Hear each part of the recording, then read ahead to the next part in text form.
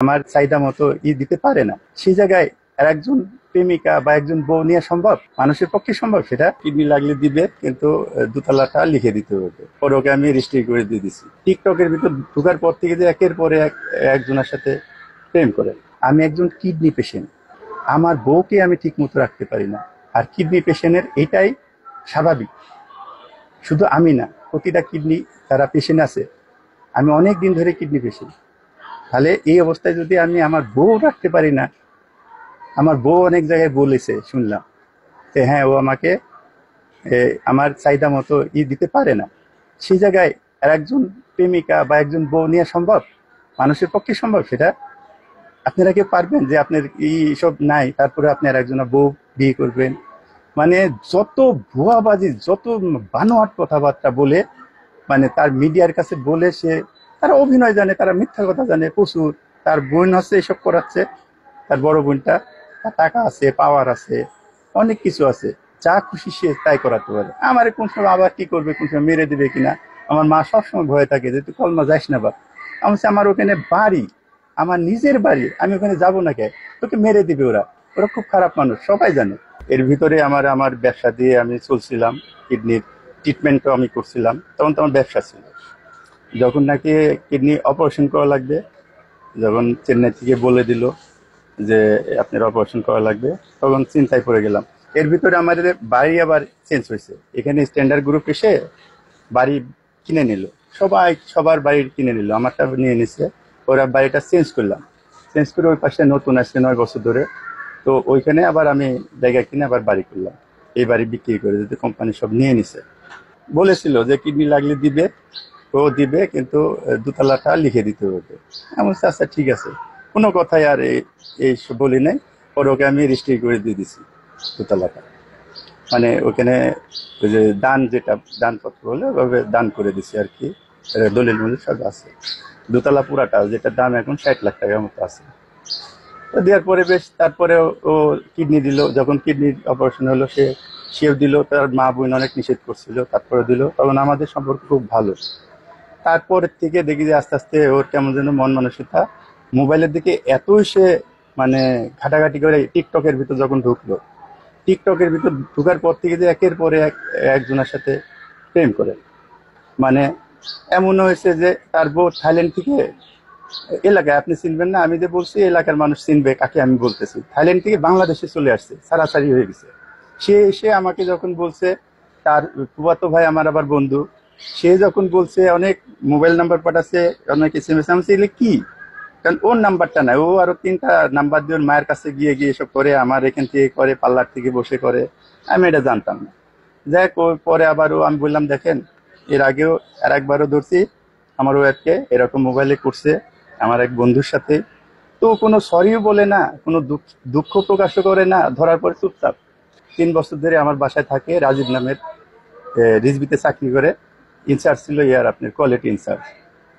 তো তার একটা ছোট ছেলে আছে, বউ আছে। সে বউরে 3 মাস করে বাড়িতে রাখে, আর 1 মাস বা 15 দিন 20 দিন এমন করে এখানে রাখে, তাদের সুবিধার জন্য আর কি। তো তারা আজকে 1 বছর ধরে এটা সব ওর কাছ থেকেই পরে সব শুনছি, কারণ 2 মাস যখন ছিলাম তখন সবই বলছে। তো যখন আমি একদিনকে শুয়ে আছি, দুজনে তিনজনে, ছেলে কম্পিউটার চালাই তো সবসময়, ও কম্পিউটার চালাচ্ছে, আর ওর রুমে আমরা দুজন শুয়ে আছি। ও করছে, আপনি চ্যাটিং করতেছে। আমি বলছি তুমি কার সাথে চ্যাটিং করছো? ও বলছে তুমি করতে পারো না। ডাইরেক্ট আমার এই কথা বলছে। এক্সট্রিম মশার কয়েল প্ল্যান্ট ফাইবার দিয়ে তৈরি, তাই সহজে ভাঙে না, সুগন্ধিযুক্ত ও নিরবিচ্ছিন্ন ভাবে জ্বলে। ডেঙ্গু, চিকুনগুনিয়া বাহি সহ যে কোনো মশার বিরুদ্ধে দেয় এক্সট্রিম সুরক্ষা। একদিনকে রাত 10টার সময় আমি ক্রিয়েট টুনি কই গেল, আমি নিচে গেছি পার্লারে, নাই। ও নিচে সব খুঁজে আসছি, ছাদে গেছি, নাই। তারপরে আমার সন্দেহ হচ্ছে যে এর সাথে মাঝে মধ্যে দেখি, এর রুমটা দেখি তো আটকানোর, আটকানো ধাক্কা দিচ্ছে, খুলছে, যাই অবস্থা দেখছি, খারাপ অবস্থায় দেখছি। তখন তোর মাথা ঠিক নেই। দেখেও আপনারা দেখেও যদি এই অবস্থায় দেখেন, আপনার কাউরি মাথা ঠিক থাকবে না। আমি 2টা শহর মারছি, 2টা শহর মারিয়ে নিয়ে আসছি। তখন ওরা, ওই যে নাইসার মা, সবাই দেখছে যে ওকে মেরে আমি নিয়ে আসছি ওই রুম থেকে টেনে, আর ও সেরা তো পালাইছে। পরে এটা আবার ওই নাইসার মাই আবার নিচে যায় বলছে আজকে ধরা গেছে রে, আজকে ধরা গেছে, এরকম আশেপাশে বা ভাড়াটিয়াদের বলেছে। পরে ও খালার ওখানে গেল, গিয়ে আমার ছেলের নিয়ে চলে গেল, যে সাভার থানায় আপনার করছে, মামলা করছে নারী নির্যাতন।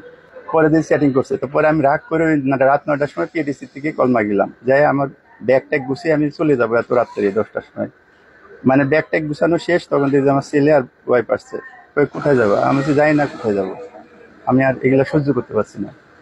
পরে বলছে যেও না, আবার ওই এক যেও না বলছে, পরে আমি থেমে গেছি আর যাইনি। পরে চিন্তা করলাম কোথায় যেতাম, আমি নিজেও যাই না।